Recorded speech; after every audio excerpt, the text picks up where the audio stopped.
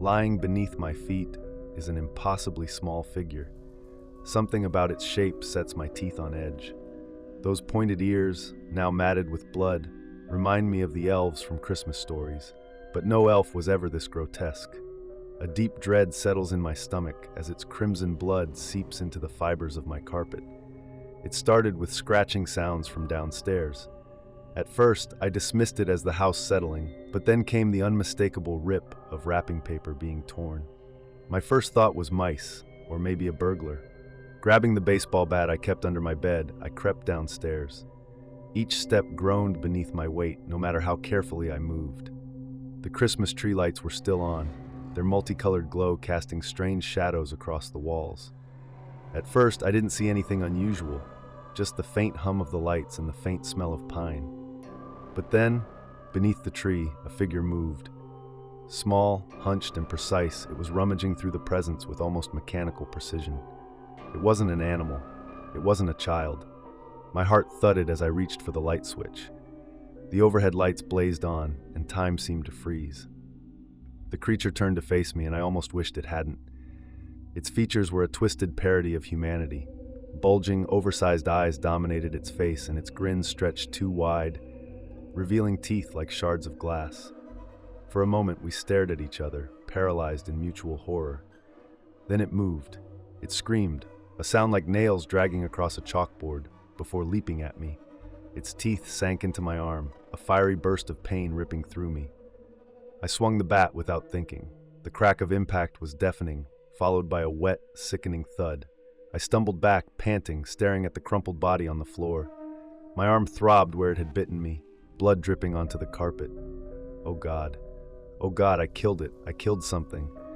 But as I tried to process what had happened, the air shifted. The temperature dropped sharply, and every instinct screamed at me to turn around. I didn't want to. I couldn't stop myself. Behind me, in the doorway, stood a man in a crimson suit. Massive and imposing, his form seemed to fill the entire room. His snowy beard couldn't hide the wide, gleeful smile stretching across his face. But this wasn't the Santa of childhood stories. No. The lights from the Christmas tree cast his shadow on the wall, but it didn't match his shape. The distorted silhouette loomed with spindly limbs and clawed hands, twitching in unnatural ways. I tried to run, but my feet slipped in the blood pooling on the floor. The bat clattered from my fingers as I fell. He laughed, the sound hollow and echoing coming from everywhere and nowhere. Oh dear, he said, his voice like frost scraping against glass. What a mess you've made, but don't worry, we never waste a potential helper. Before I could scream, his gloved hand clamped over my mouth, the other wrapping around my torso like a vice. He lifted me effortlessly, as though I weighed nothing at all. His eyes glittered with an unnatural light, and a cruel warmth seeped into his smile. That's when the change began. It started with my bones. They cracked and splintered, then reformed with an audible pop. My limbs twisted, shrinking, contorting. Pain consumed me as my muscles tore apart and stitched themselves back together. My skin burned like it was being peeled away and replaced. I clawed at myself, trying to stop it, but my fingers, now impossibly small, scrabbled uselessly. But worse than the physical changes was the shift in my mind. Something alien took root, pushing me out, shoving my thoughts into a tiny, locked corner. Instincts I didn't recognize rose to the surface. A need to serve, to obey, to create toys, to prepare for next Christmas. I screamed in my head, but the sound couldn't escape. Finally, the transformation stopped. He set me down gently, brushing a gloved hand over my newly pointed ears.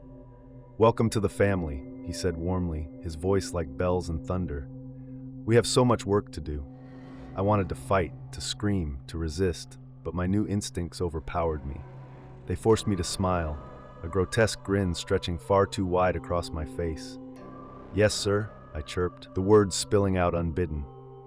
As I followed him toward the chimney, my new feet leaving bloody prints on the floor, I caught a glimpse of my reflection in a silver ornament. Staring back at me was a twisted little elf, its face split into an unnaturally cheerful grin. And behind me, the creature I had killed began to stir, its features slowly reverting to human. My shadow danced in the ornament's distorted surface, no longer my own.